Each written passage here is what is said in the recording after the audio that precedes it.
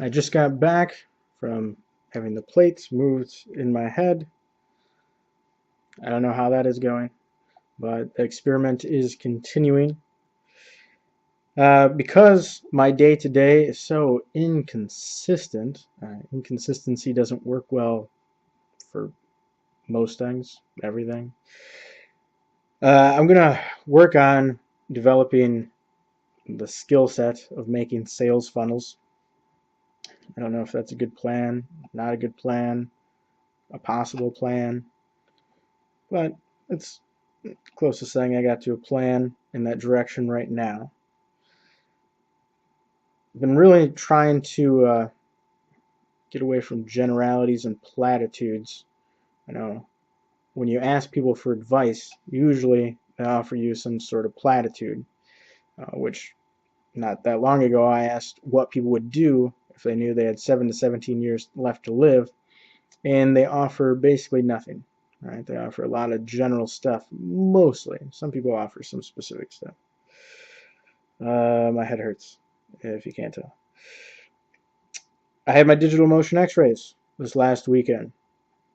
It was a crazy weekend because I had a comedy thing scheduled with my mother down in Grand Rapids, and I'd canceled so much other stuff, and she said we should probably cancel that, which, yeah, we probably should have canceled that.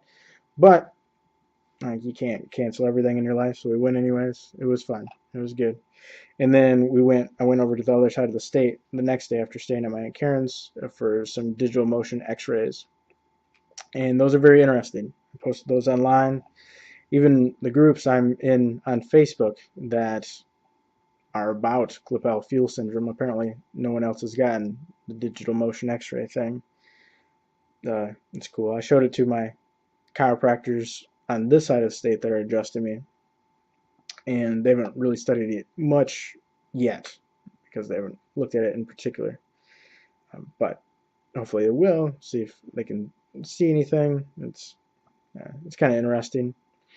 That chiropractor, Dr. Toko is his name, that did the digital motion x-ray, his basic opinion or outlook is that you can't really do anything about the birth deformity.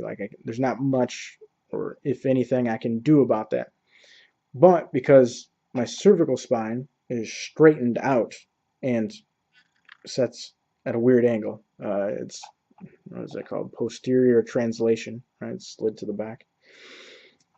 Most people have anterior translation with a straightened spine, which it doesn't have enough curve in it because your cervical spine is supposed to curve forward, which is called lordosis.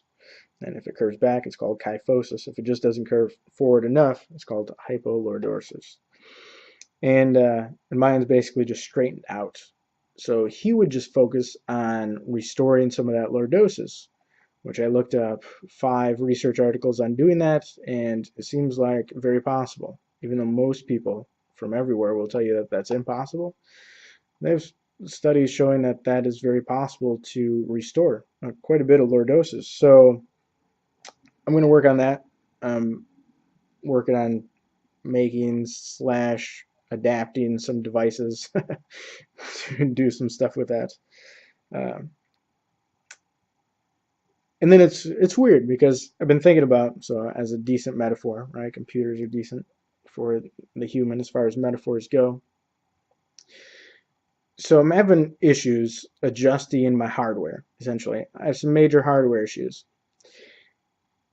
And there's no really good way to fix hardware through adjusting the software. Like, that just doesn't happen. You can't put different software on it to fix a hardware issue. It just doesn't work that way. Right? If you're having damage to your brain or your central nervous system in general, like, thinking about it differently really doesn't do anything. But we're looking at it from our perspective as an output from the computer and what we want. But we're not looking at it from the computer's perspective, as in what is the computer experiencing, which if you are the computer, in this case I am, then the output really doesn't matter that much. It depends on what you're experiencing. So changing the software, even if you have hardware malfunctions that you can't fix, could definitely significantly change the experience of the computer. I just realized that a little bit ago, so that makes a lot of sense.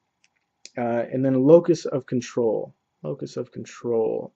Like, for instance, that one chiropractor was saying that it can't control the deformity. Probably can't even do anything about the deformity. So that is out of my locus of control. So there's no point in even focusing there or paying attention to that even. You should just focus on the things that are in my locus of control. So, trying to figure out what that is exactly. My days are so inconsistent, right? Not feeling too sharp right now. Yesterday, I basically laid on that couch the entire day with very little movement. So, very non-productive day, unless something's healing inside of me. And I did some experiments. I'm trying to manipulate my own neck to create more lordosis by putting extension traction, cervical extension traction. Soon, I will try cervical extension compression traction. So we'll see how that goes.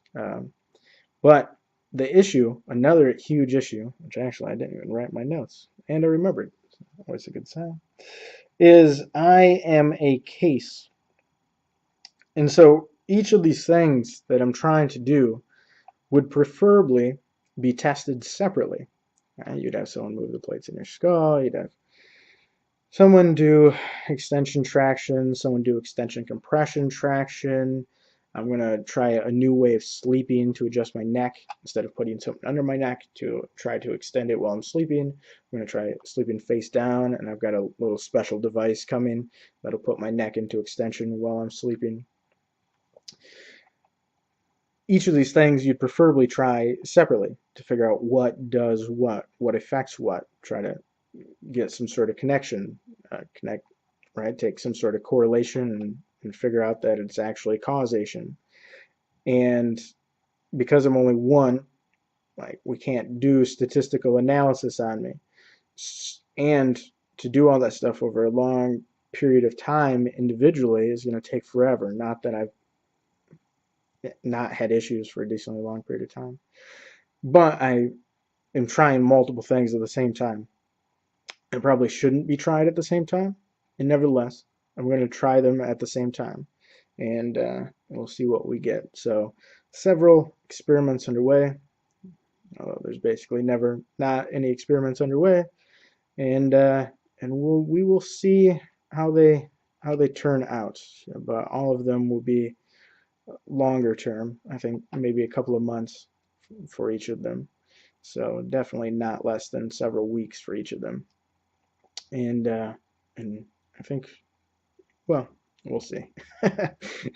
We should manage expectations. That's what the doctors say. When you have a patient that's not going to turn out well, we should manage expectations.